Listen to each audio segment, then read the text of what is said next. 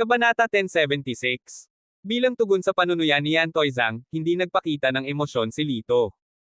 Isang apoy ang nag-apoy sa kanyang katawan, na mabilis na pinalalakas ang mga nasugatang meridian at mga laman loob.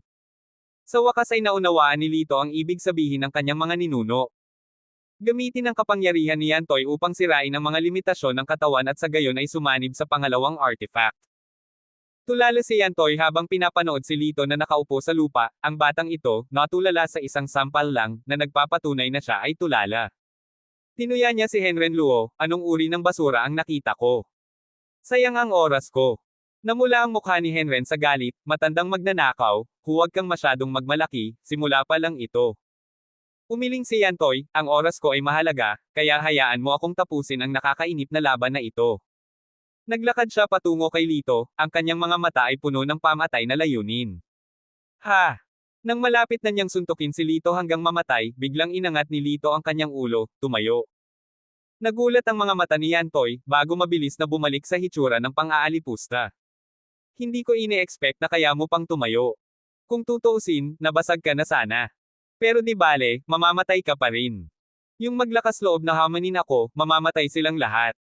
Ang hampas ng palad ni Yantoy ay napuno ng puwersang katulad ng pagguho ng lupa at tsunami. Parehong ang kanyang disipulo at si Henren, na nakatayo sa isang tabi, ay hindi nakatiis at kailangang patuloy na umatras.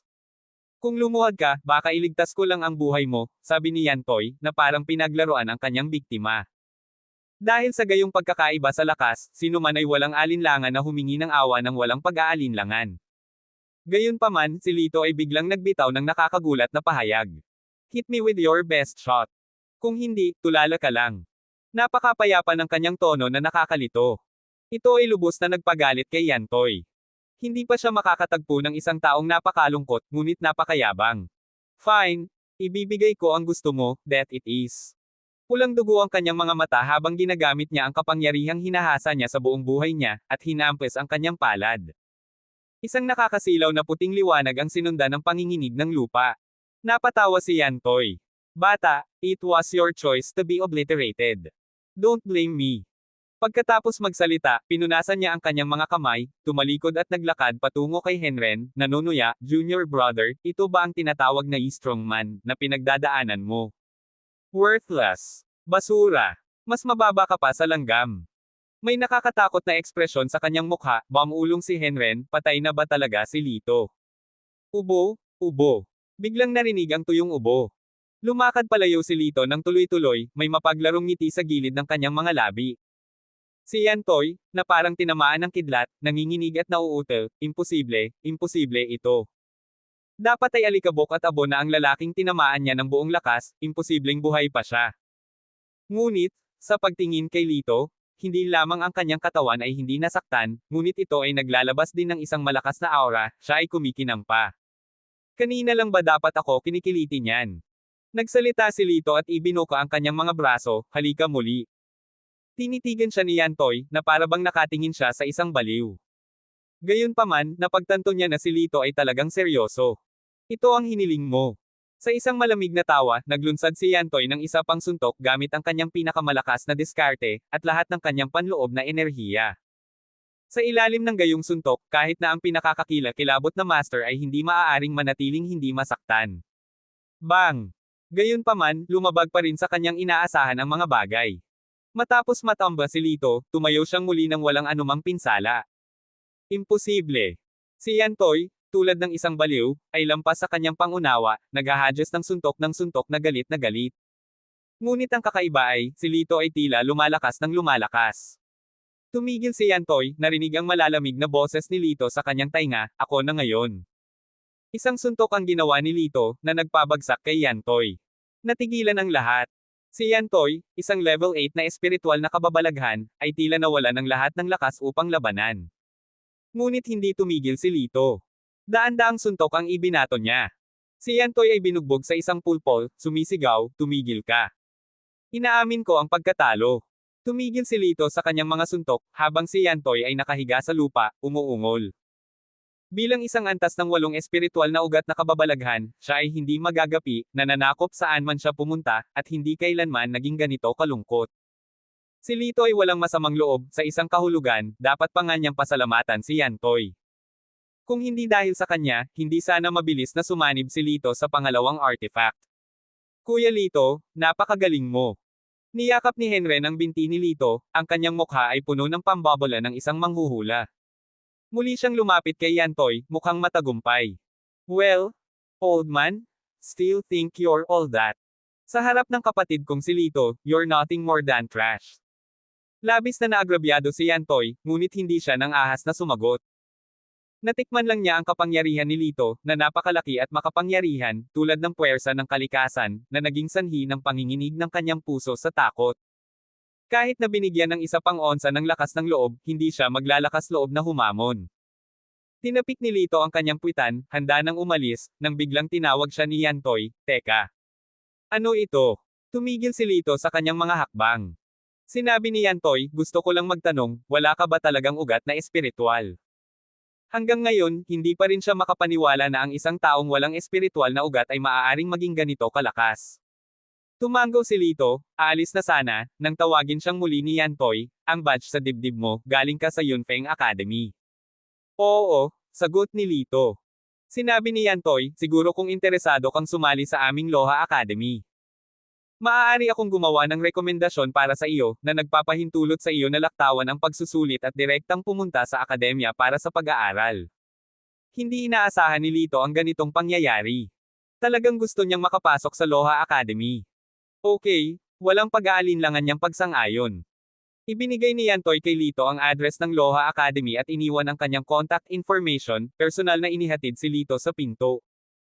Pinagmamasdan ng likuran ni Lito habang siya ay umalis, si Yantoy ay nag-click sa kanyang dila bilang paghanga, isang bagong henyo ang malapit ng magdebo sa mundong ito.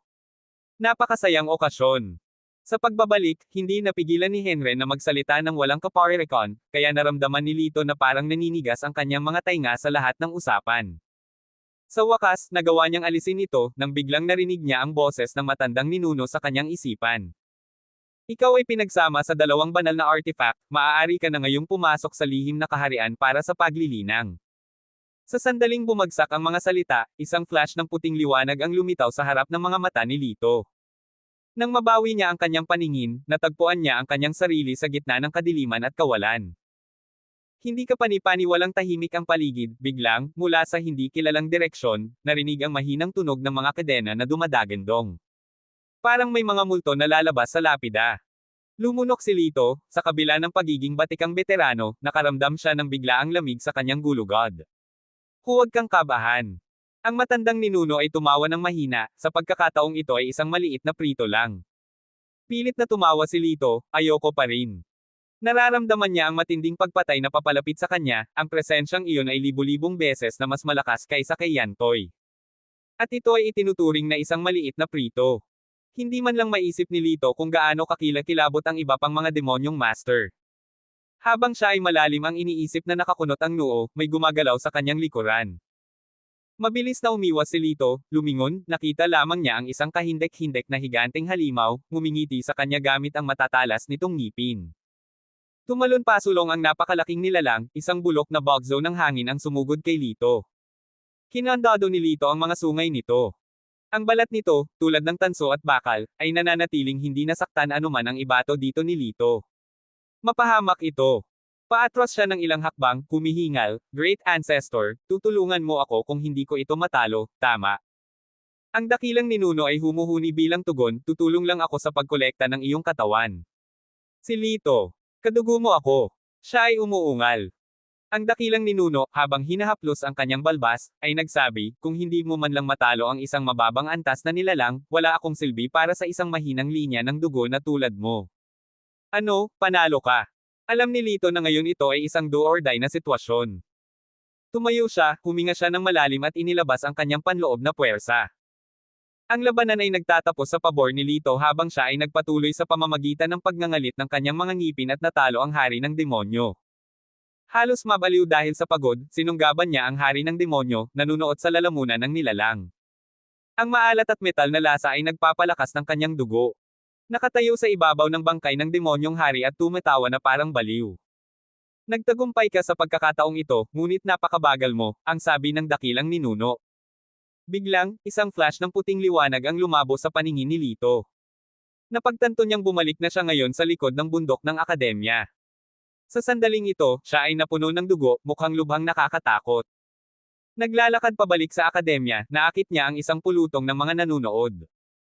Nang bumalik si Lito sa dormitoryo, katatapos lang ni Kino sa kanyang pagsasanay. Kamakailan lamang, isinasabuhay niya ang pamamaraan na ibinigay sa kanya ni Lito, at ito ay napaka-epektibo. Nang makita si Lito, tumalon siya sa takot, "Bro Lito, kakatay mo lang ba ng baboy?" Sinulyapan siya ni Lito at tahimik na pumasok sa banyo para maligo. Paglabas niya, kinuha niya ang kanyang telepono at nagulat siya nang makitang 3 araw na ang lumipas. Kaya, siya at ang Demon King na iyon ay buong 3 araw na nag-aaway, hindi nakakagulat na pakiramdam niya ay mamamatay siya sa pagod. Isang buong araw at gabi siyang natulog bago siya tuluyang gumaling.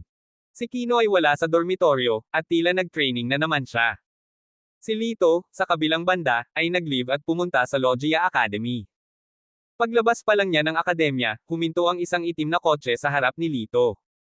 Bumaba ang driver sa kotse at magalang na sinabi, "Mr. Argel, saan mo gustong pumunta?" Tinanong ni Lito, "Sino ka?" Sabi ng lalaki, "Inutusan ako ni Mr. Lee na maghintay dito. Kung saan mo gustong pumunta, ihahatid kita doon." Umiling si Lito. Hiniling niya kay Bibli na huwag makialam sa kanyang mga gawain, ngunit tila hindi niya mapigilan ang sarili. Gayunpaman, dahil ito ay isang gawa ng kabaitan mula sa kanya, pumasok si Lito sa kotse. Sa Logia Academy. Oo, Ginoo. Ang kotse ay maayos na nakarating sa Logia Academy. Hiniling ni Lito sa driver na bumalik muna, at kumpiyansa siyang naglakad patungo sa complex. Saktong pagdating niya sa entrance, napatigil siya, "Sino ka? Pwede bang may maglakad na lang dito?" Mahinahong sumagot si Lito, "Nandito ako para magparehistro." "Nagbibiro ka ba?" Tumingin ang lalaki kay Lito at nginisyan, "Sa tingin mo ba ito ang basurang Yunfeng Academy kung saan halos kahit sino ay maaaring magparehistro?" Ngumiti si Lito, "Nagkataon lang, kakalipat ko lang mula sa Yunfeng Academy." "Hahaha, isang walang kwentang tao na walang anumang espiritual na ugat, Yunfeng Academy ang tanging lugar na tatanggap sa iyo. Ngunit huwag kang tumira sa paraiso ng Hangul, hindi ito dapat na lugar." Hinamak ng security guard, hinimok si Lito na umalis. Tinaas ni Lito ang kanyang kilay at mahinang tumawa, nakakagulat, isang security guard lang ang naglalagay ng ganoong kagalingan. "What's wrong with my ears? If you don't scram now, be careful baka ma-invalidate kita, now move." Malamig ang tingin ng security guard. Hindi siya pinansin ni Lito at nagpatuloy sa loob. Tumigas ang mukha ng security guard, binato ng suntok si Lito. Sa sumunod na segundo, nasalo ang suntok niya.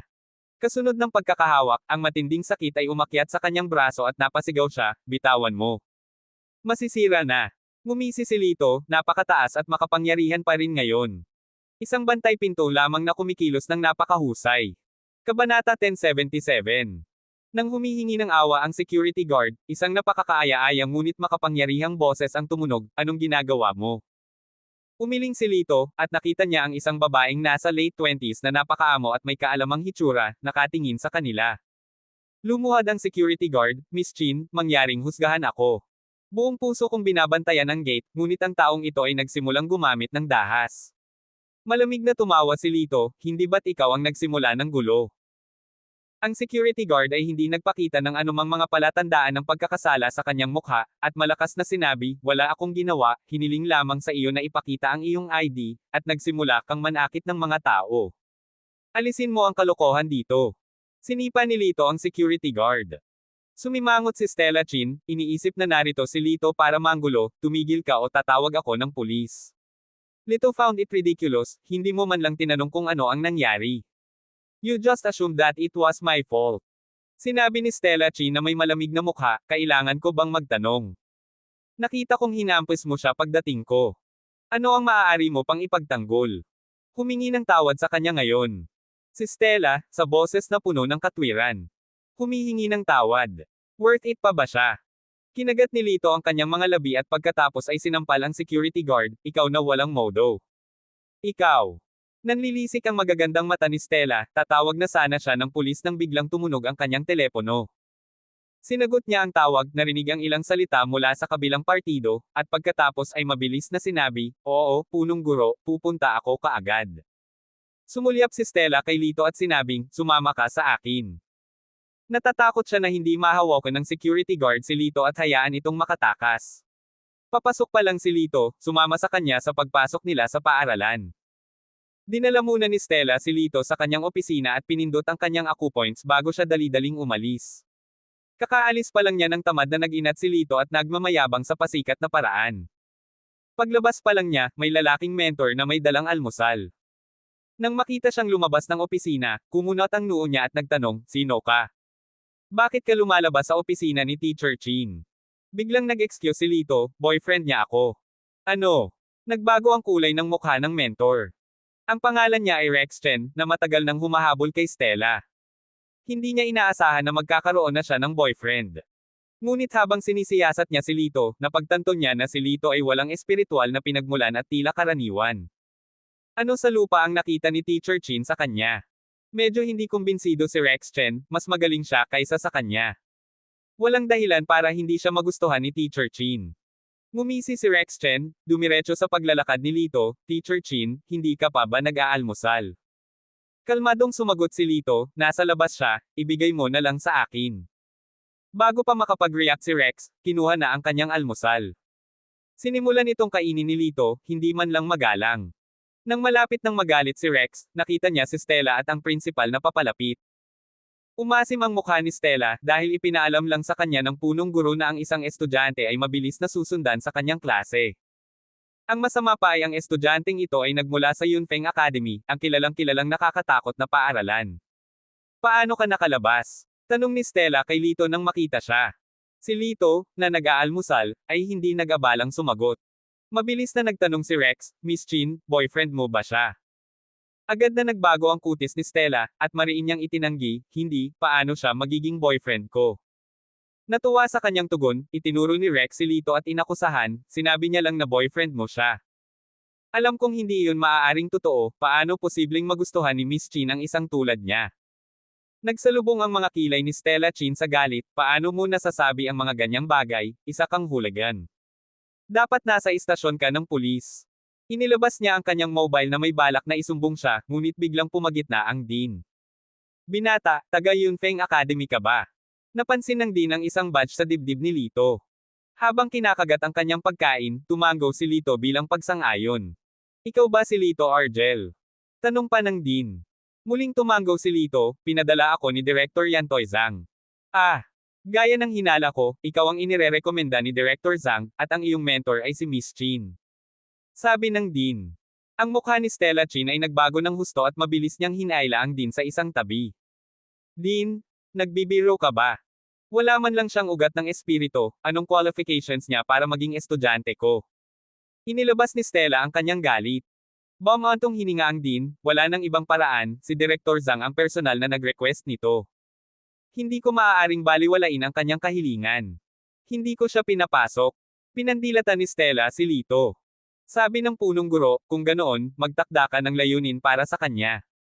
Kung hindi niya ito makakamit, maaari nating hayaan siyang umalis. Sa totoo lang, ang pagpapanatili ng isang katulad niya sa ating paaralan ay nakakasama sa ating reputasyon." Tumango si Stella at nagpakawala ng mapanuksong tawa, "Naiintindihan ko." Nagpaalam ang principal at umalis. Lumapit si Stella kay Lito, at sinabing, "Ang Logia Academy ay hindi ganoon kadaling pasukin. Kahit na pumasok ka sa pamamagitan ng mga koneksyon, kung maaari kang manatili o hindi ay depende sa iyong kakayahan." Itinapon ni Lito ang bag ng pagkain sa basurahan at tumango, "Naiintindihan ko." Ngumisi si Stella sa sarili, "Ano ang alam mo? Tatakbo ka na sa pagkatalo sa loob ng ilang araw. Teacher Chin, espesyal akong bumili ng almusal para sa iyo at inagaw ito ng brat na ito. Isang taong ganito ang kalidad, mas mabuting itaboy mo siya kaagad." Galit na bulalas ni Rex Chen. Inipon ni Stella ang kanyang galit, at sinabi kay Lito, "Sumama ka sa akin." Sinundan ni Lito si Stella sa isang training room, kung saan nagsasanay ang ilang estudyante. "Darren Wang, halika rito," tawag ni Stella sa isa sa mga estudyante. Isang matangkad na batang lalaki, na may kahambugan, ang lumapit, "Teacher Chin, anong problema?"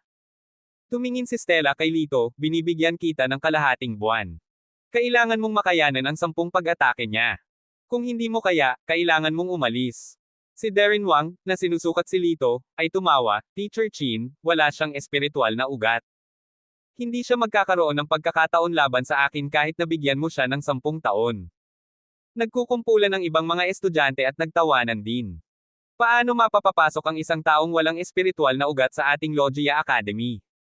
Malamang nakapasok siya sa likod ng pinto, anong basura. Tingnan mo siya, hindi siya magtatagal bago siya huminto. Ang mga kaklase ay nagbulungan ng insulto sa kanilang sarili. Tama na, katahimikan. Pinalakpakan ni Stella ang kanyang mga kamay, nakatingin kay Lito, matapang ka ba na tanggapin ito, o hindi? Kung hindi, nagpapatunay lamang ito na isa kang duwag. Mas mabuting pumunta sa principal at umalis sa paaralan. Natahimik sandali si Lito, may ngiti sa kanyang labi. Sa mga mata ni Stella, ang tanging pagpipilian niya ay ang magbitiw sa sarili sa kahihiyan dahil malamang na mawalan siya ng loob. Nakita ko na ito ngayon, wala kang lakas ng loob na gawin ito, kaya't maaari pa ring umalis, malamig na sabi ni Stella. Sino bang may sabing hindi ako mangangahas? Kaya lang. Saglit na nag-alinlangan si Lito. Naiirita, sumimangot si Stella, sabihin mo na lang. Stop procrastinating. Sa tingin mo ibababa ko ang standards para lang sayo. No way. Umiling si Lito, hindi. Ang ibig kong sabihin ay hindi tatagal ng kalahating buwan, magagawa ko na ngayon. Hahaha. Nagtawanan ng mga kaklase, na puno ng paghamak, ang yabang na walang basehan. Nagdilim ang mukha ni Stella, tila si Lito ay hindi lamang mababang uri ngunit sobrang kumpiyansa din. Sa tingin mo ba maniniwala ako sayo? Umiling siya. Tumingin si Darren kay Lito, baka sa mukha niya ang pang-aalipusta, Teacher Chin, sa totoo lang, bakit ka pa mag-abala? Hayaan mo na lang siyang mag-drop out. Muling umalangaw-ngaw ang isang alon ng tawanan sa mga estudyante. Biglang kumilos si Lito. Kasing bilis ng bugzo ng hangin, natama ng kamay si Darren bago siya makapag-react, na inilapag siya sa sahig. Isang sandaling katahimikan ang sumunod. Lito, anong ginagawa mo? Galit na galit si Stella. Iyon ba ay isang sneak attack? Oo, hindi iyon makatarungan. Sumunod ang mga estudyante para kay Darren Wang. Namumula ang mukha ni Darren habang tumatayo. Anak, hindi ka ba makikipaglaro sa rules? Isang mahinang ngiti ang gumuhit sa labi ni Lito, kaya ko man o hindi, dapat alam mo ng husto. Mukhang may kasalanan si Darren Wang. Ang katotohanan ay gumalaw si Lito sa ilalim mismo ng kanyang ilong, na mahigpit na pagsasalita, ay hindi binibilang-bilang isang palihim na pag-atake. Huffing coldly, Darren brushed off his arm. Let's have another go, you will not be so lucky this time. Sige Darren. Si Darren Wang ang pinakamalakas na estudyante sa ilalim ni Stella, na nagtataglay ng pang-anim na ayos na espiritual na ugat at natatanging talento. Marami sa mga babae ang nagpapasaya sa kanya at nagsisigawan sa tuwa. Habang pinagmamasdan ni Stella ang lahat ng ito nang may malamig na tingin, lihim siyang umaasa na matatalo ni Darren si Lito. Ngayon lang talaga siya nabigla sa bilis ni Lito, baka ilusyon niya iyon. Sa pagkakataong ito, si Darren ang unang kumilos, ang kanyang mga kilos ay kasing bilis ng isang ligaw na tigre. Gayunpaman, madali siyang naiwasan ni Lito. Hinawakan ni Lito ang kanyang braso, pinilipit ito ng husto. Isang sigaw ang narinig, na-dislocate ang braso ni Darren. Lahat ay napatahimik na parang estatwa. Napuno sila ng hindi makapaniwala, nagtataka kung bakit si Darren, na isang 6th graded spirit root, ay napakadaling natalo ng isang taong walang ugat ng espiritu. Si Stella ay nanginginig sa galit, Lito, ano ang ginagawa mo? Sino ang nagbigay sa iyo ng pahintulot na manakit ng mga tao? Bahagyang sinabi ni Lito, ito ay isang dislokasyon lamang. Dahil doon, casual niyang ginalaw ang kanyang kamay, at bumalik sa normal ang braso ni Darren. Laking gulat ng mga estudyante, hindi pa sila nakakita ng ganitong kakaibang pamamaraan. Isang banayad ng ngiti ang ibinigay ni Lito, ito ay isang bone setting technique na ipinasa ng aking mga ninuno. Kung sino ang interesado, maaari akong magturo ng libre. Me. Sa isang iglap, maraming tao ang nagtaas ng kanilang mga kamay na gustong matuto. Sige, huminahon ang lahat at ituloy ang ginagawa mo. Malakas na sabi ni Stella. Binigyan siya ni Lito ng bahagyang ngiti, Miss Chin, pwede ba akong manatili ngayon? Napaawang si Stella sa kanyang mga labi, hindi niya gusto si Lito, palagi siyang kakaiba, ngunit hindi niya kayang kontrahin ang sarili pagkatapos iguhit ang linya. Pumasa ka, sa ngayon. Marami pa ang darating, at kung hindi mo pa kaya, hindi pa rin kita tatanggapin, malamig na sabi ni Stella, tinulungan si Darren na tumayo at umalis. Nagkibit-balikat si Lito, wala siyang pakialam kung sino ang nagtuturo sa kanya, kailangan lang niya ang Ludia Academy bilang stepping stone para makapasok sa mas mataas na akademya, at pagkatapos ay makapasok sa larangan ng cultivation. Nang mahawakan ng usapin ng pagpapatala, bumalik si Lito sa Yunpeng Academy upang magpaalam sa kanyang mga kaklase. Gayunpaman, hindi niya nakita si Natani Sang, at wala si Oldlo. Nag-impake siya ng mga gamit at nagtungo sa Ludia Academy. Parehong nag-aalok ang Ludia Academy ng single at double dormitory. Mas mahal ang mga single dorm, ngunit hindi problema para kay Lito ang pera. Lumipat siya sa iisang dormitoryo. Nang malaman ito ni Stella, napamura si Stella, kaya isa siyang rich kid. No wonder na napakayabang niya. Swerte lang ang pagkapanalo kay Darian. Hindi ako papayag na manatili ang ganoong tao sa Logia Academy. Samantala, nakatuon si Lito sa pagpasok sa lihim na kaharian, isa-isang humarap sa mga sinaunang demonyong hari. Sa una, ang kanyang mga kalaban ay mga menor de edad na karakter, at mahirap para sa kanya na talunin ang isa, na inabot siya ng halos 3 araw. Unti-unti, tumaas ang kanyang bilis, at maaari niyang harapin ang isa sa isang araw. Kasabay nito, sa mga mortal na sesyon ng labanang ito, ang kanyang ikatlong artifact ay matagumpay na sumanib sa kanyang katawan. Kabanata 1078. Si Stella Chin ay may kabuuang 9 na estudyante sa ilalim niya, na lahat ay naka-enroll mula sa pinakamahusay na intermediate na kolehiyo sa Yunjong City. Palagi niyang ipinagmamalaki ang mga ito, maliban kay Lito. Palagi niyang nararamdaman na nakapasok lang si Lito sa backdoor, at ang pagkatalo niya kay Darren Wang ay puro swerte. Sa unang buwan pagkatapos mag-enroll si Lito, hindi siya masyadong pinamahalaan ni Stella. Gayunpaman, medyo masaya si Lito tungkol dito, na sinasabing mas epektibo ang learning atmosphere sa Secret Realm. Kailangan lang niya ng student status para makapasok sa Advanced Academy. Isang araw, nagpapahinga si Lito sa kanyang dormitoryo nang tumakbo ang isang kaklase upang hanapin siya, na bumubulalas, bakit nandito ka pa? Hinahanap ka ni Teacher Chin. Nalilito, nagtaka si Lito kung bakit bigla siyang naiisip ni Stella. Nagtataka siyang pumunta sa training room. Sa sandaling makita niya si Lito, nagtanong si Stella na may malamig na mukha, bakit ka pumunta dito ng ganito ang suot? Nasaan ang uniforme mo? Nagkibit-balikat si Lito, wala akong uniforme. Ano? Hindi ka pa nga nakakapag-uniforme hanggang ngayon. Ano bang ginagawa mo araw-araw?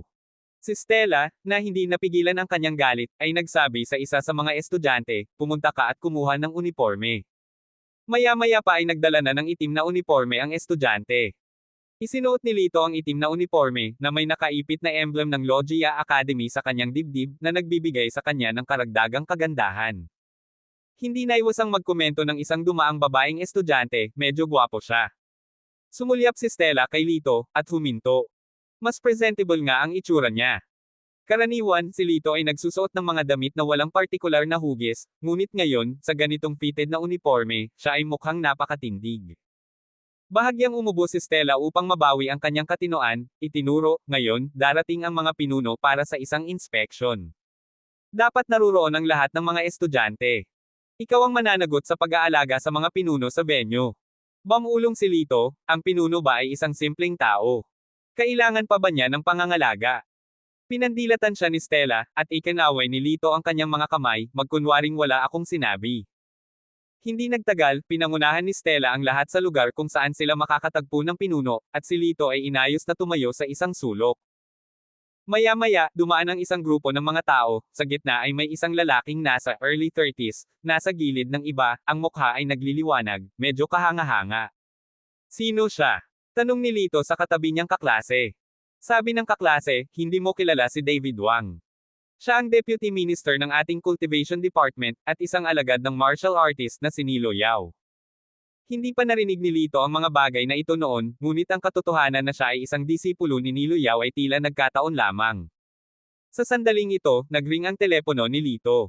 Sinagot niya ito, at ang boses ni Jasmine Yao ay nanggaling sa loob. Lito, libre ka ba ngayon? Gusto kitang ihatid sa labas para kumain, sabi ni Jasmine Yao. Hindi na kailangan, direktang pagtanggi ni Lito. Hindi pa nakilala ni Jasmine Yao ang sinumang tulad ni Lito. Karamihan sa mga lalaki ay gagawin ang lahat para mapasaya siya. Ngunit si Lito lamang ang nangangailangan sa kanya na gumawa ng inisyatiba sa bawat pagkakataon, at tila walang malasakit siya sa lahat ng oras. Hindi niya alam kung bakit, pero lalo lang nadagdagan ang curiosity niya, kaya hindi niya maiwasang makilala ang taong ito. Gusto kong magpasalamat sa pagligtas mo sa akin noong nakaraan. Hindi ako makakatulog sa gabi kung hindi ko ipahayag ang aking pasasalamat, sadyang pinalaki ni Jasmine ang sitwasyon. Hindi nakaimik si Lito, hindi niya inaasahan na si Jasmine ay nasa ilalim ng ganoong psikolohikal na pressure, at kailangan niyang sabihin, sige, ako ay kasalukuyang nasa reception hall ng Logia Academy ngayon, kaya bakit hindi mo? Bago pa siya makatapos, pinutol siya ni Jasmine, pupunta ako sa iyo. May gustong sabihin si Lito, ngunit naputol ito ng isang kaklase, bilasan mo, iligpit mo ang iyong telepono, darating si David Wang. Tumangala si Lito, talagang papalapit si David Wang, at pagkakita sa kanya na may hawak na telepono, may isang antas ng displeasure sa kanyang mukha. Ikaw, kuhaan mo ako ng isang tasa ng tsaa. Tinuro siya ni David Wang. Itinabi ni Lito ang kanyang telepono nang walang salita, tumalikod sa tea room, at nagdala ng isang tasa ng tsaa. Kinuha lang ni David Wang ang tasa, kumunot ang kanyang mga kilay, malamig ang tsaang ito, gusto kong uminom ng mainit. Tumalikod si Lito at kumuha ng isa pang mainit na tsaa. Inihagis ni David Wang ang mainit na tubig kay Lito, sinisikap mo ba akong sunugin hanggang mamatay? Walang lakas ng loob na magsalita ang mga estudyante at tutor sa paligid. Maaaring makita ng sino mang may matalinong mata na sadyang pinapahirapan ni David Wang si Lito. Sumimangot si Lito, medyo lumala. Tiningnan siya ni Stella, bamulong, huwag kang magalit. Pinigilan ito ni Lito, na iniisip sa sarili, all good things come in threes. Lumingon siya, nagpalit ng isa pang tasa ng tsaa na hindi mainit at hindi rin malamig. Napangisi si David Wang, ayoko nang uminom. Malamig na tiningnan siya ni Lito, sinasadya mo yun, hindi ba? Maangas na ipinahayag ni David Wang, bilang isang malugod na mag-aaral, dapat kang maghintay ng may paggalang na dumating ako, sa halip na nasa telepono. Iyon ay walang galang sa akin. Tumingin si Lito sa tasa ng tsaa sa kanyang kamay at tumawa, ano ka sa palagay mo, na pinaniniwalaan mong dapat kitang igalang? Ikaw. Anong sinabi mo? Napakurap-kurap si David Wang sa hindi makapaniwala na si Lito ay hayagang nilabanan siya. Gamit ang isang kaway ng kanyang kamay, nagwisik si Lito ng isang tasa ng tsaa sa kanyang mukha. Sandaling tumahimik ang buong auditorium. Sa sumunod na segundo, sumabog ang lahat ng mga guro at estudyante. Anong ginagawa mo? Galit na tanong ng pinuno ng paaralan, at mabilis na pinunasan ang tubig sa mukha ni David, Teacher Chin, ito ang estudyante mo. Paano mo siya pinamamahalaan? Namutla ang mukha ni Stella Chin. Alam niyang si Lito ay tiyak na magdudulot ng gulo. Pero hindi niya akalain na magiging matapang siya. Pinandilatan ni Stella si Lito, ngunit dahil siya ay isang mag-aaral, hindi siya maaaring tumayo at panoorin siyang mabiktima. Nakangiting sinabi ni Stella, Minister Wang, siya ay walang muwang pa rin, Lito, ano ang iyong kinatatayuan? Humingi ng paumanhin kay Ministro Wang. Sapat na ba ang paghingi ng tawad? Ngumisi si David, lumuhad ka para sa akin. Nang marinig ito, medyo napahiya si Stella, Minister Wang, hindi ito angkop, hindi ba? Kung tutuusin, ang pagpapaluhod sa isang batang lalaki sa publiko ay katulad ng pagyurak sa kanyang dignidad. Napangiti ng masama si David, lumuhad ka man, o sa isang salita lang mula sa akin, hindi magiging masaya ang mga estudyante at gurong naririto. Sa kanyang sinabi, muling nagbago ang mukha ng lahat. Ngayon pa lang, maaaring nakiramay ang ilan kay Lito, ngunit ngayong nasangkot ang kanilang mga interes, lahat ay nagkakaisa na hinikayat si Lito, bilasan mo at lumuhad para humingi ng tawad. Kung wala kang pakialam sa iyong sarili, huwag mo kaming kaladkarin pababa sa iyo. Lito, dapat kang lumuhad.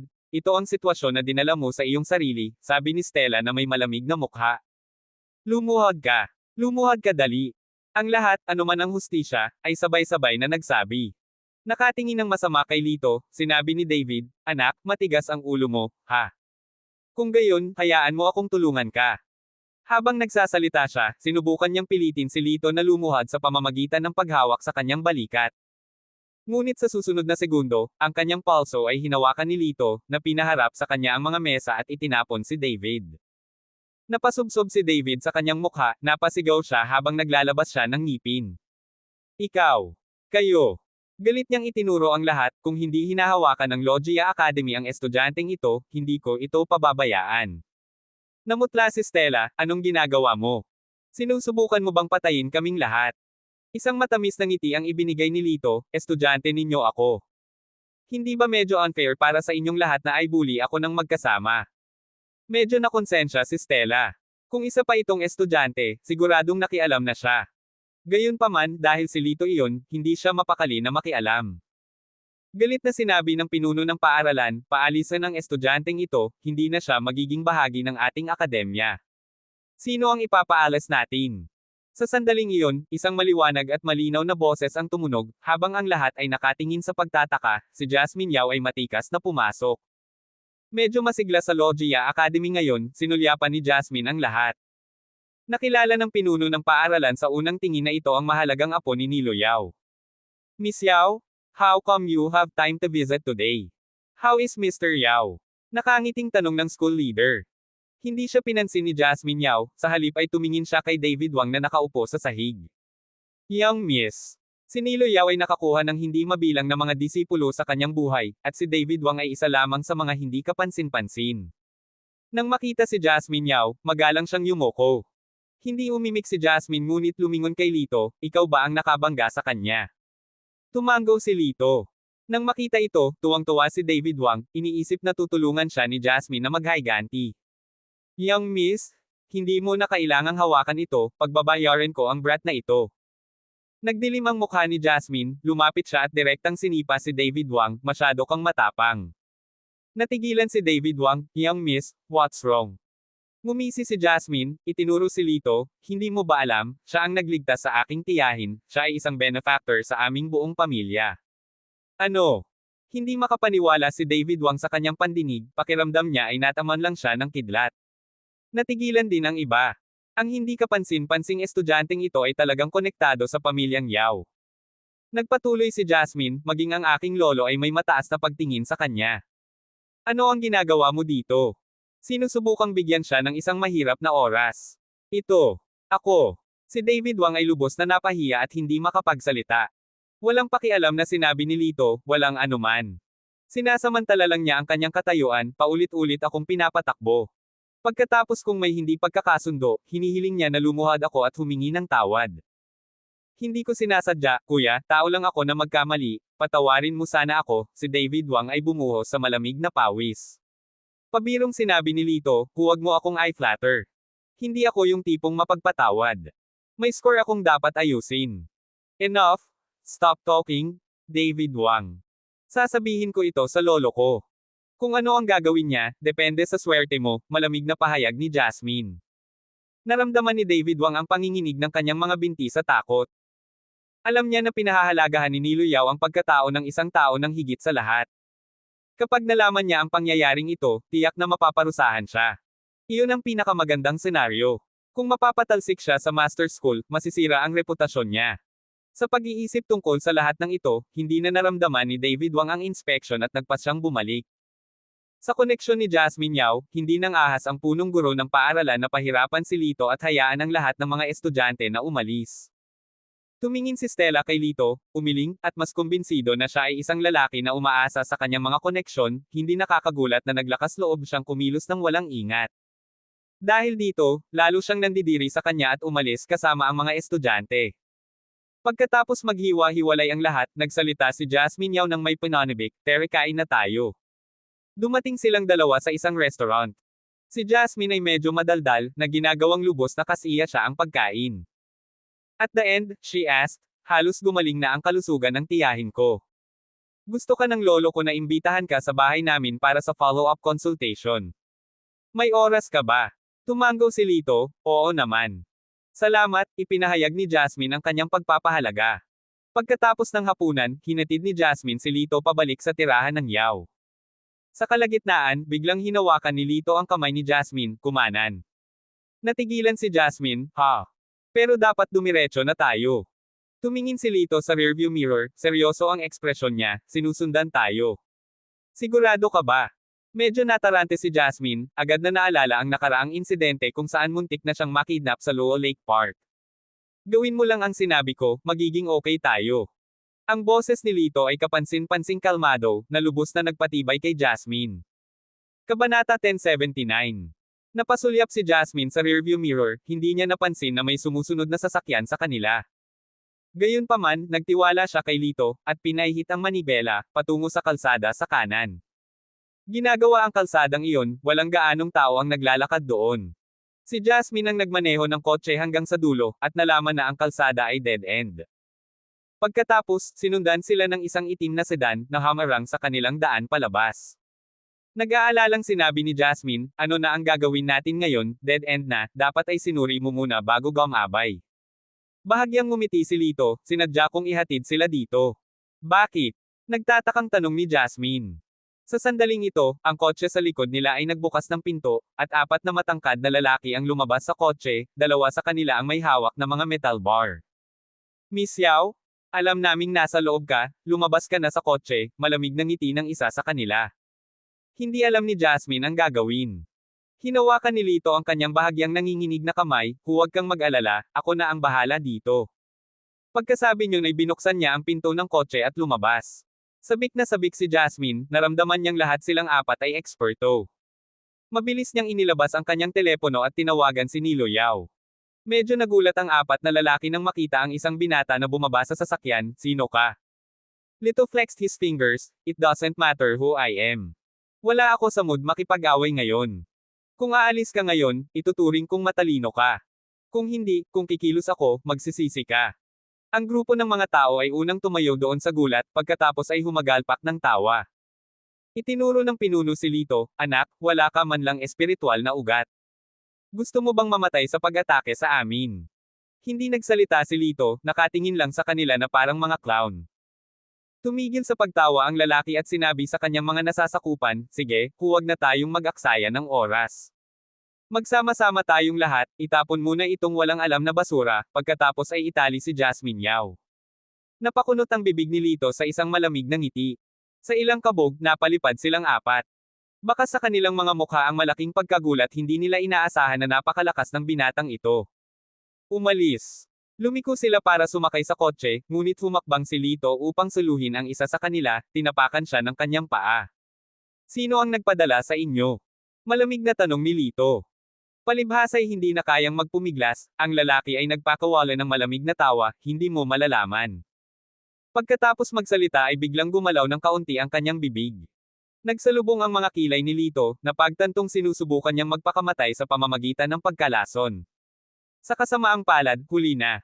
Ilang beses nang-gimbal ang lalaki, umaagos ang dugo mula sa kanyang 7 butas nang mamatay siya. Umalis na ang 3 pa. Pinagmasdan ni Lito ang malayong kalsada, pakiramdam na ito ay higit pa sa isang simpleng pagkidnap. Hindi nagtagal, dumating si Nilo Yao kasama ang iba para pangasiwaan ang eksena. Inaliw ni Lito si Jasmine. Mr. Yao, may kailangan akong pag-usapan sa iyo. Nadama ni Lito na kailangan niyang linawin ang sitwasyon kay Nilo Yao, kung sakali. Ikinaway ni Nilo ang kanyang kamay, pag-usapan natin ito sa bahay. Pagkaraan ng ilang sandali, dumating ang grupo sa tirahan ng mga Yao. Pinaalis ni Nilo Yao ang kanyang mga attendant at tinanong si Lito, ano ang problema? Maaari ka nang magsalita. Saglit na nag-isip si Lito, pakiramdam ko ay hindi pangkaraniwan ang mga gustong kumidnap kay Miss Yao. Baka may sabuatan sa likod nito. Bahagyang dumilim ang mukha ni Nilo Yao. Matapos pagmasdan si Lito saglit, tumango siya bilang pagsang-ayon, ang iyong obserbasyon ay matalas. Sa katunayan, napansin ko rin ito. Simula noong nakaraang taon, may mga taong bumubuntot sa pamilya Yao. Si Nilo Yao ay mukhang nag-aalala. Nagtanong si Lito, mayroon ka bang mga lead kung sino sila? Umiling si Nilo, marami na akong naging kaaway sa buong buhay ko. Bagamat kakaunti ang may ganoong matinding puot, napaka-misteryoso ng salarin, at wala pa akong nakikitang mga lead. Tumango si Lito, kung gayon, dapat tayong maging maingat sa ngayon. Tila may iniisip si Nilo at tinanong si Lito, Lito, sinabi sa akin ni Jasmine ang lahat. Salamat sa iyong napapanahong pagtuklas ng buntot, nagpapasalamat ako sa iyong tulong sa bagay na ito. With that, he took a check from his pocket, here's 10 million for you. You really shouldn't Wozoa. Ginagawa ko lang ang dapat, pagtanggi ni Lito. Sumagot si Nilo Yao, hindi namin maaaring iwanan iyon. Iniligtas mo ang buhay ni Jasmine, 10 milyon ang pinakamaliit na magagawa ko. Eto, kunin mo rin ito. Inilabas ni Nilo ang isang itim na card, na nilagyan ng mag-agarang diamante. Mayroon akong isang hindi karapat-dapat na alagad na medyo mahusay sa negosyo. Ito ang pinakamataas na card ng kanyang korporasyon, isang bagay tungkol sa isang king supremacy. Halos hindi ako nag-abala sa pagbisita sa mga lugar na iyon, kaya maaari mo ring gamitin ito. Ibinigay ni Nilo ang card kay Lito. Kinuha ni Lito ang card at nakitang 4 na karakter lang ang nakasulat dito, Yunfan Corporation. Hindi pa naririnig ni Lito ang pangalang ito noon, kaya walang ingat niyang ibinulsa ang card. Kasunod nito, umakyat siya sa itaas para tingnan ang kalagayan ni Jasmine at siniguradong maayos ang lahat bago siya umalis. Pagbalik ni Lito sa paaralan, hinarang siya ni Stella, na mahigpit na nagtanong sa kanya ng may malamig na mukha, saan ka nanggaling? Dahil umalis ka sa paaralan ng walang pahintulot, dapat kang parusahan. Ibinuka ni Lito ang kanyang bibig, ngunit nawala ng salita, at nanatiling tahimik. Run 100 laps around the field. Hindi ka matutulog hanggat hindi ka tapos. Utos ni Stella Chin. Gayunpaman, hindi mapigilan ni Lito na matawa sa kanyang puso, dahil ito ay magiging isang piraso ng cake. Without saying another word, tumakbo na lang siya. Nag-cross arm si Stella Chin, pinagmamasdan si Lito na may nakakainis na ngiti na humahatak sa gilid ng kanyang bibig. Madali ka na ngayon, ngunit pagsisisihan mo ito sa lalong madaling panahon, naisip niya. Gayunpaman, makalipas ang ilang sandali, nagbago ang kanyang ekspresyon. Tumakbo si Lito ng mahigit 30 lap, ngunit hindi siya nagpakita ng anumang senyales ng pagbagal. Sa halip, pinananatili niya ang isang mabilis na tulay ng palagi. Hindi pwede. Dapat ay napapagod na siya ngayon, bulong ni Stella sa sarili, umiling-iling sa hindi makapaniwala. Sa puntong ito, maraming estudyante ang tumigil na para panoorin si Lito. Ang ilang mga tao ay naglalagay pa nga ng taya, upang makita kung gaano karaming mga lap ang aabutin para siya ay bumagal. Gayunpaman, pagkaraan ng ilang sandali, si Lito ay tumakbo ng higit sa 60 laps at, sa halip na bumagal, siya ay bumibilis. Kinusat ni Stella ang kanyang mga mata, ito. Imposible. Sa oras na ito, lumulubog na ang araw, ngunit lalong dumarami ang mga tao sa bukid. Mabilis na kumalat ang balita, at maraming estudyante ang nagtipon upang panoorin si Lito. 100 laps. 100 laps na ang natakbo niya. May gulat na sigaw.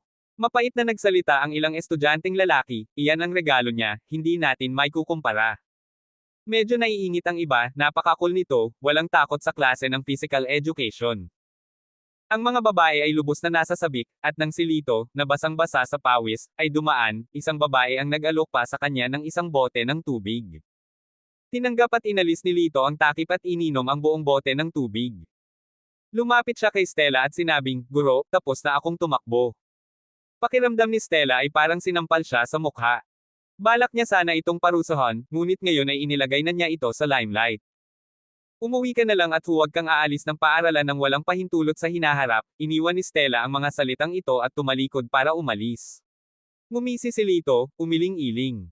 Maya-maya lang, lumapit ang isang grupo ng mga estudyante, Miss Chin, may dinner party kami, at gusto ka naming imbitahan na sumama sa amin.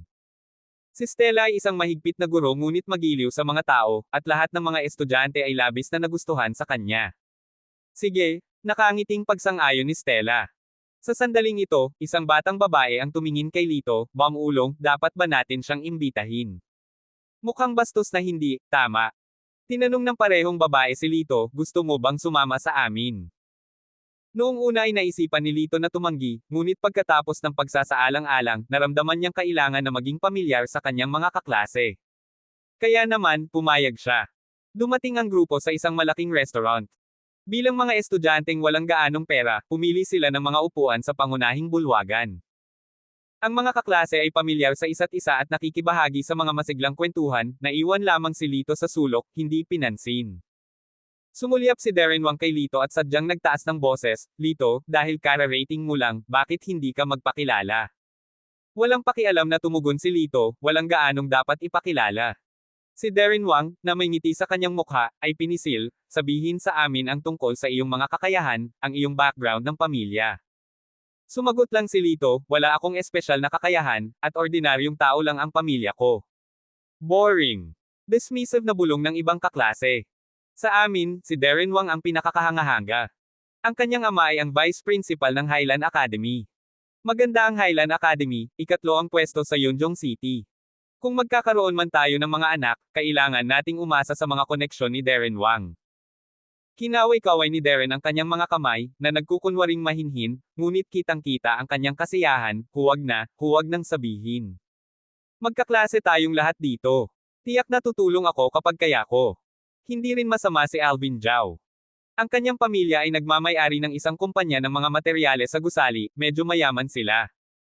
Balita ko nagmamay-ari sila ng higit sa 100 mamahaling sasakyan, bawat isa ay nagkakahalaga ng higit sa 1 milyon, sabi ng isang batang babae na may nakakalokong ngiti. Na may mapanuksong ngiti, walang pakialam na nagkomento si Alvin, laruan lang ito, walang kumpara sa tunay na mayaman.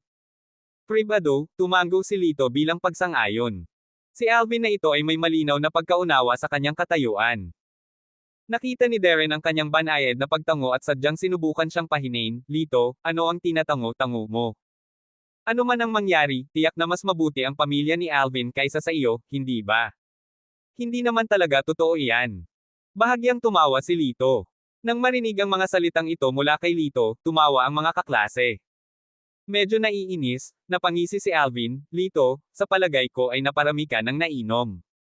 Ako ay ganap na matino at lubos na nalalaman ang aking sinasabi, mahinahong tugon ni Lito. Binaliwala ito ni Alvin, umiling, sige, hindi ako magagalit.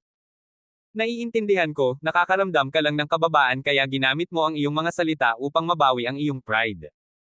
Ginagaya ang dismissive gesture ni Alvin, sumigaw si Darren, dahil sinasabi niyang napakagaling niya, bakit hindi siya nagpapakita sa atin.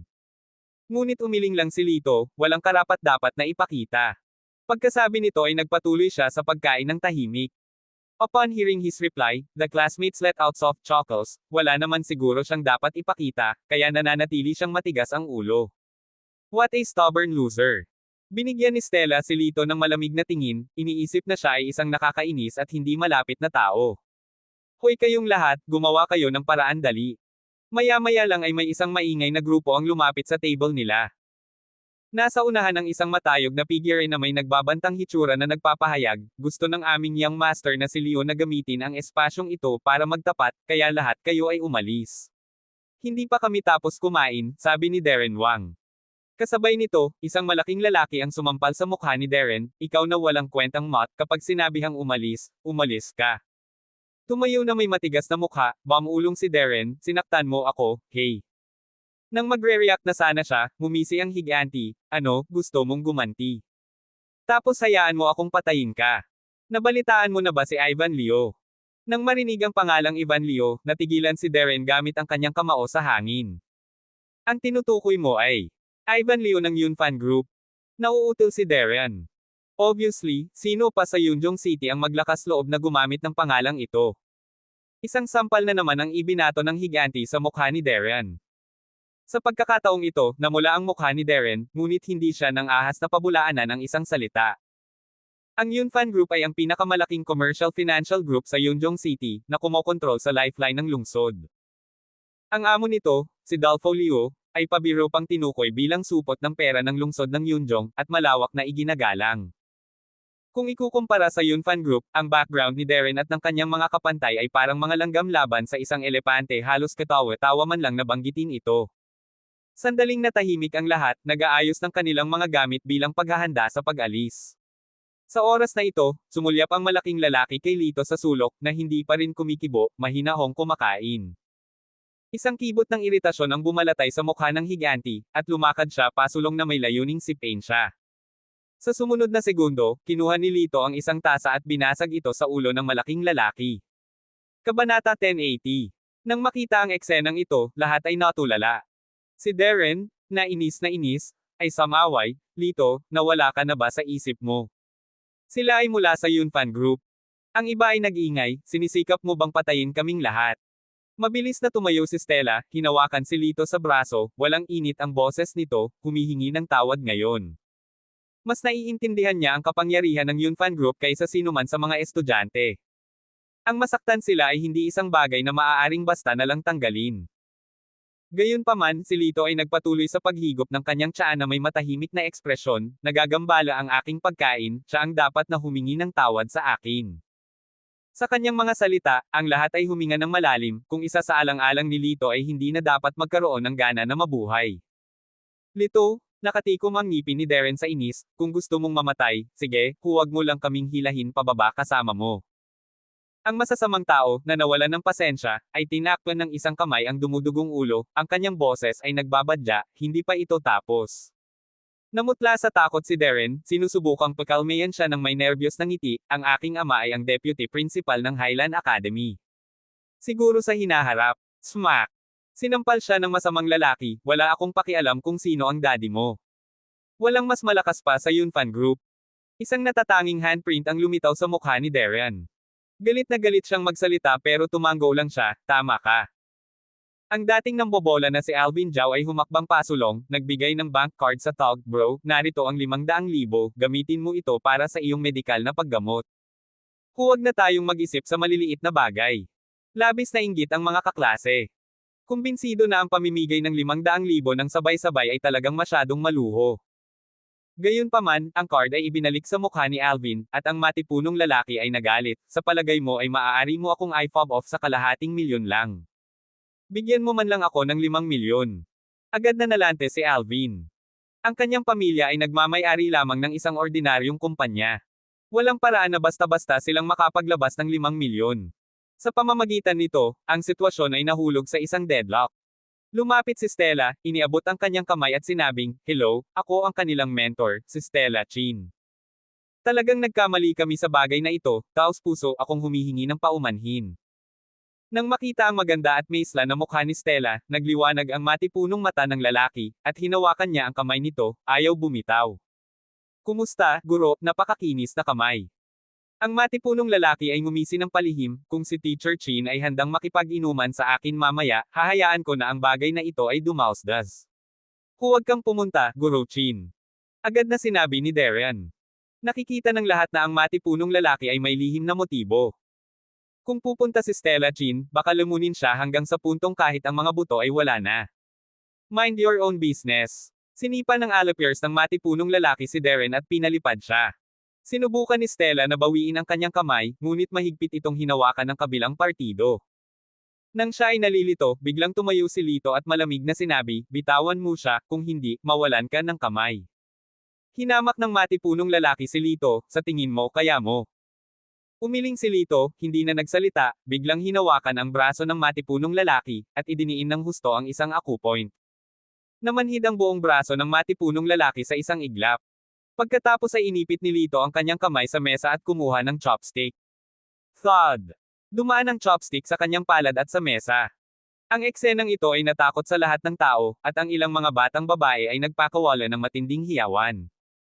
Nabaluktot sa galit ang mukha ng matipunong lalaki habang sumisigaw ang kanyang mga tauhan, "How dare he hurt our boss, kill him."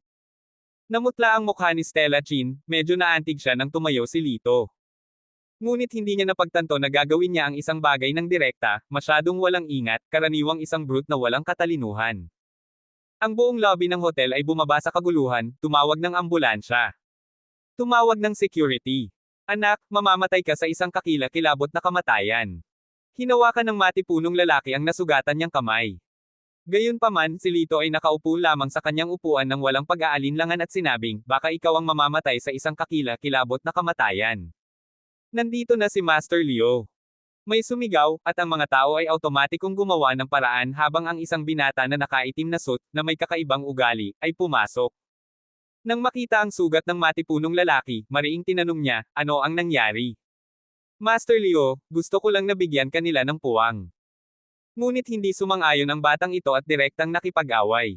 Reklamo ng matipunong lalaki. "Basura, kung hindi mo siya kayang talunin, huwag kang magdahilan." Malamig na saway ni Ivan Leo. Namula ang mukha ng matipunong lalaki, at hindi siya naglakas loob na magsalita. Sumulyap si Ivan kay Lito, mga kamay sa kanyang mga bulsa, ang kanyang casual na pag-uugali ay may banta ng pagbabanta, "Alam mo naman na lalaki ko siya, di ba?" Tumango si Lito. Napangiti si Ivan, "Kaya alam mo na nang ahas kang saktan ako, kaninong pamilya ka galing."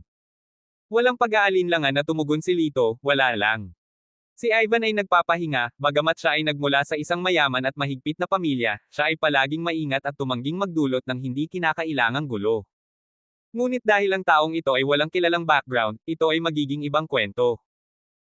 "Ako, si Ivan Liu, ay tumatanggi na magpalipas ng anumang karaingan, nasugatan mo ang isa sa mga kamay ng aking mga lalaki, ako ay magkakaroon ng kabayaran sa iyo ng pareho, medyo patas, tama."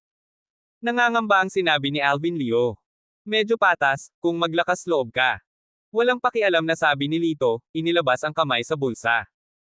Sa pag-aakalang inaabot ni Lito ang isang sandata, napangiti si Alvin, bata, hayaan mong sabihin ko sa iyo, kahit anong bunutin mo ay walang maidudulot na mabuti sa iyo, ngayong araw na ito ay kailangan mong.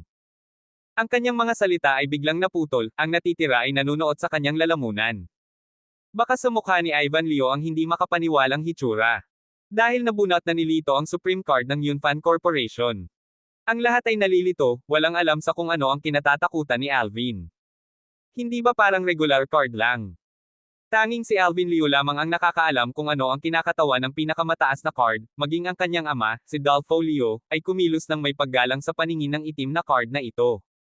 Sa pagkakaalam niya, ang pinakamataas na card na ito ay wala pang 10 may hawak sa kabuuan. Saan nakakuha ang batang ito ng ganoong card? Habang si Ivan Liu ay nakikipagbuno sa pagtataka, hinamplas ni Lito ang pinakamataas na card sa mesa ng malakas na hampas, tumingin kay Alvin, dapat kilalanin ito niyang Master Liu, sa tingin ko ay oras na para humingi ka ng tawad sa akin. Isang koro ng kawalang paniwala ang napuno ng hangin. Nakakabaliw ang lalaking ito. Sa totoo lang humihingi siya ng tawad kay Yang Master Liu. Gayunpaman, ang mga tao ay nahuli sa kagyat na tugon ni Ivan Liu. Pagkatayo ng tuwid, bigla siyang yumuko ng malalim sa 170 degree na anggulo kay Lito, na nagsasabing, I'm sorry. Humihingi ng tawad para saan? Maglinaw ka. Walang pakialam ang tugon ni Lito. Ninatngat ni Ivan ang kanyang mga ngipin, pasensya na sa pag-abala sa iyong pagkain. Natahimik ang lugar. Nataranta ang lahat na si Ivan ay humihingi ng tawad sa hindi kilalang batang ito, at formal na hinarap siya. Mataas kaya ang status ng binatang ito? Isang matipunong lalaki ang nagpakita ng hindi nasisiyahang mukha, Yang Master Liu, bakit ka hihingi ng tawad sa kanya? Sino siya sa palagay niya? Tumahimik ka. Tumahol si Ivan. Siya ay walang bodyguard. Wala man lang siyang espiritual na ugat at tingnan mo kung gaano siya kahirap. Yang Master Liu, hindi mo kailangang matakot sa kanya. Maari mo siyang piluan gamit ang isang daliri lang. Naiinis ang matipunong lalaki, naalala ang nangyari kanina. Nawalan ng pasensya, sinipa ni Ivan ang matipunong lalaki. Itapon mo siya. Hindi nagtagal, hinaila palabas ang matipunong lalaki. Pagkatapos ay bumaling si Ivan kay Lito, magalang na hinarap siya, ikinalulungkot ko talaga sa pag-abala sa iyong hapunan ngayong gabi. Paano ito, ako na ang bahala sa lahat ng gastusin mo ngayong gabi.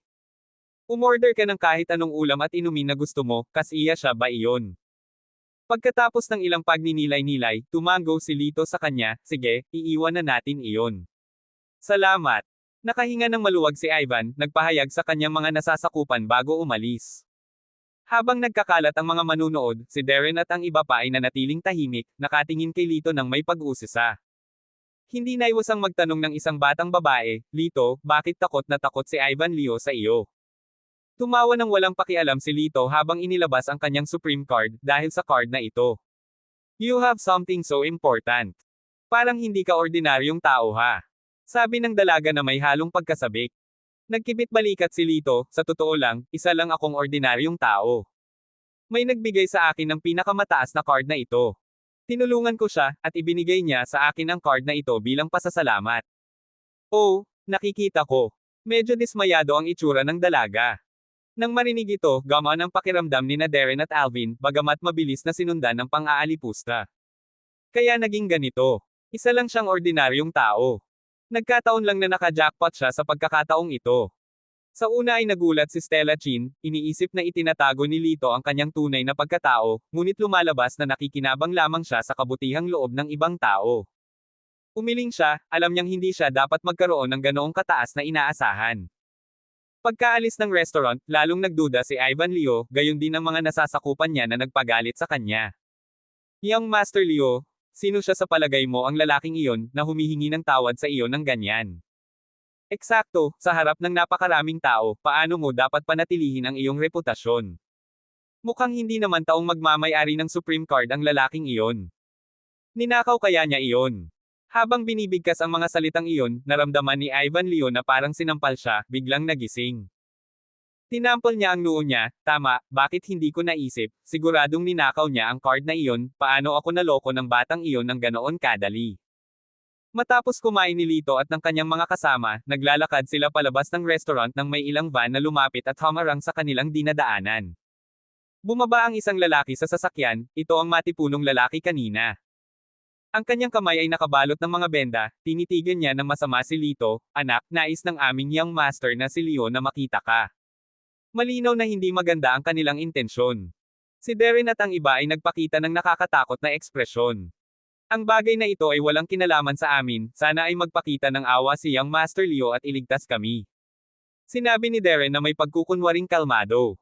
Ang matipunong lalaki ay nanunuya, isang grupo ng mga duwag, scram. Walang pag-aalinlangan, umalis si Darren at ang kanyang mga kasama, naiwan si Lito. Hindi ito ikinagulat ni Lito. Ang tanging ikinagulat niya ay si Stella Chin, hindi siya umalis. Miss Chin? Pupunta ka rin, sabi ni Lito. Malamig na sagot ni Stella, sa tingin mo ba ayaw kong umalis? Pero estudyante kita, hindi ko hahayaang kunin kanila. Kung may mangyari sa iyo, responsibilidad ko ito.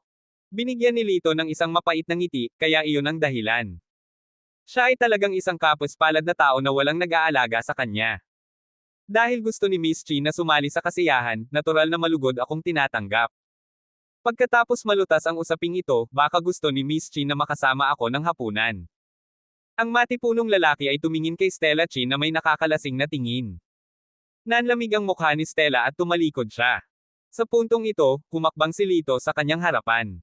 Pagbabayaran mo ang sinabi mo. Malamig na tinitigan ni Lito ang matipunong lalaki. Isang malamig na tawa ang ibinigay ng matipunong lalaki. Titingnan natin kung makakalusot ka pa ngayong gabi, alam na niyang Master Leo, ninakaw mo ang Supreme Card na iyon. Kinagat ni Lito ang kanyang mga labi, hindi nagpapaliwanag, sinabi lang niya, let's go then, to meet young Master Leo. Tinitigan ni Stella si Lito, ninakaw mo ba ang card na iyon? Umiling si Lito, hindi. Naiinis si Stella, huwag kang magsinungaling sa akin, saan ka kukuha ng ganoon kaalagang bagay. At talagang naniwala ako sa iyo. Napagtanto ni Lito na walang saysay na magpaliwanag, kaya pinili niyang manahimik. Ang panunood sa kanyang reaksyon ay nagpapaniwala kay Stella sa kanyang pagkakasala, sa kanyang mga mata, ito ay isang pag-amin. She stomped her foot agitated, nagngangalit ang kanyang mga ngipin sa sama ng loob. Kung hindi dahil sa pananagutan niya bilang isang guro, ay ayaw na niyang pakialaman pa siya. Talagang wala kang maitutulong. Napabuntong hininga siya sa pagkabigo.